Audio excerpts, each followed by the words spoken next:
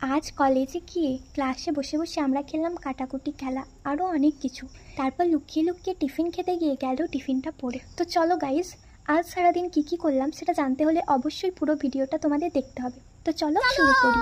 High, আমি সানিয়া।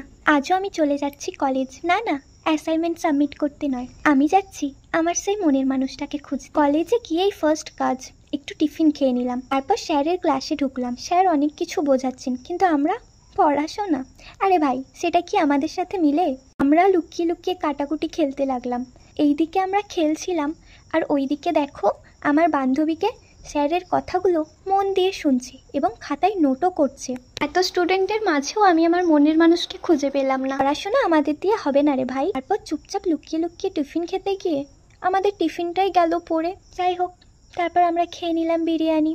তো চলো গাইস, আজকের ভিডিওটা আর বেশি বড় করলাম না, দেখা হচ্ছে নেক্সট ব্লগে। আর তোমরা একটু কমেন্ট করে বলো তো, তোমরা কলেজে গিয়ে ক্লাসে পড়ো নাকি আমাদের মতো লুকিয়ে লুকিয়ে খেলা করো? কমেন্ট করতে ভুলো না যেন। তো চলো গাইস, টাটা।